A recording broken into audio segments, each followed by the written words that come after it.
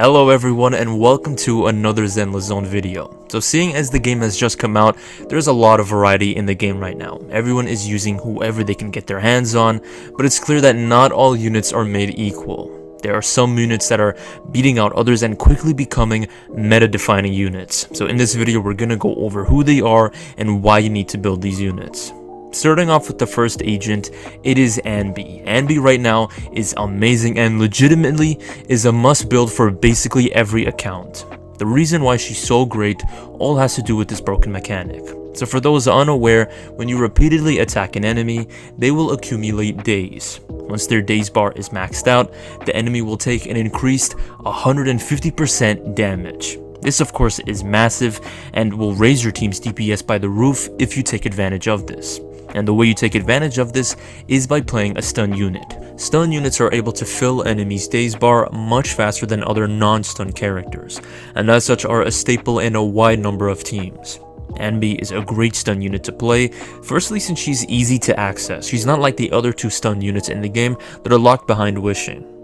And even then, she's incredibly simple to play. The one thing you need to remember when you play her is that when you basic attack with her 3 times, either hold the attack button again or perform her special attack to inflict more days on enemies. And the nice thing about this is that there's actually 2 Qs in her 3rd basic attack, letting you know that it's her 3rd. When Anby does her 3rd basic attack, there'll be this sort of light that emits from the back of her blade, as well as this sort of sheet sound that comes out, making it something you can easily spam without much thought.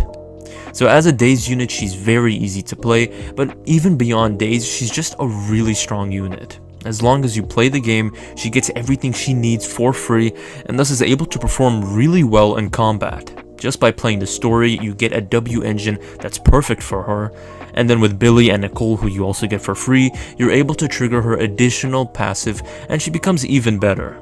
This brings me to my next point where she performs so well that, no joke, she can actually be your main DPS. So with daze, high damage, and even flexibility in her roles, there's really just no reason not to build her.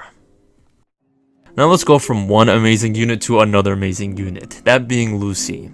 The best way I can describe Lucy is that she's everything you'd want in a support, and best of all, she's very easy to understand and play. The way she works is that by using her special attack, she will summon a boar and hit enemies with it. This will summon 2 other boars on the field, and all of them will constantly attack nearby enemies. The great thing about this is that even when Lucy is switched out to another character, these boars remain on the field and continuously attack enemies, dealing physical damage. This makes Lucy a passive damage dealer, which is a really good thing since with most units in the game, they don't have any form of passive damage to deal to enemies. If they're switched out, their damage goes to 0, and they really don't help out their team until they're switched back again. So because of this, Lucy becomes a very worthwhile unit to have on your team. But her benefits don't stop here. If you use her EX special attack, Lucy will give out an attack buff. This buff applies to herself, her boars, her teammates, and even the Bang Boo. This attack buff maxes out at 600, so if you build her right, she can give a really nice buff to her team. And best of all, the attack boost lasts for a good while. If you tap her skill, it'll last for 10 seconds, but if you hold it, it'll last for 15. And the buff also refreshes if you use her skill again, so you can have really good uptime on the boost. So because of these things, Lucy has a lot of value and is wanted in many teams. She's without a doubt excellent in fire teams and physical teams, but she's likewise great in ice, electric, and ether teams as well, since of course any team would want her passive damage and attack buff she brings to a team. Next up is Nicole. Now while Nicole is a really good character to play, she's in a bit of a tough situation, and this is likely the reason why you haven't heard much from her and even just good stuff about her in general. So to sum up, this all has to do with her additional ability. For Nicole, you need to use another ether character, and currently there isn't any other ether character aside from her. You then have the option to use Billy and Anby, but the thing is that Nicole's ability is centered around ether damage, so this ability doesn't apply to them. While this problem won't last for a long time since soon there will be an ether agent releasing soon, even with this I still regard Nicole as a very effective support in multiple teams. This is thanks to her main gimmick, which is grouping. When Nicole casts her EX special attack, her ultimate, or when she does a chain attack, she'll fire off this energy field that groups enemies tightly together. And of course, fighting enemies without grouping is fine and of course works, but fighting grouped enemies just feels way better and saves you so much time. Since your damage of course becomes efficient, instead of fighting one enemy at a time, you can damage them all at once for a good while, increasing your DPS by a ton and making fights just way easier. This really does make a big difference, but to be honest, I feel like me just describing it doesn't do it enough justice. So I recommend trying her moves out in the VR trial and just really feel the impact she has on fights. Anyhow, in addition to her grouping, Nicole acts as a sort of stun character. When she creates one of those energy fields, she gains this number of bullets which enhance her basic attacks as well as her energy field. This enhancement causes enemies' defense to be shredded by a certain amount, enabling them to take additional damage. And I'm glad to say that this defense shred is actually quite a bit, meaning that you won't just deal a bit extra damage, but the difference will actually be very noticeable. The only caveat to this enemy defense shred is that the defensive enemies are only shredded for 3.5 seconds, and this is certainly quite short, but the thing is that with how prevalent chain attacks are, you can reapply this defense shred, so you still definitely will be able to make use of it. Finally, as a bit of a cherry on the top, Nicole has the ability to battery your team, since whenever she uses her ultimate, her party members will regain 10 energy, and then the next party member that switched right after her gains an additional 20 energy.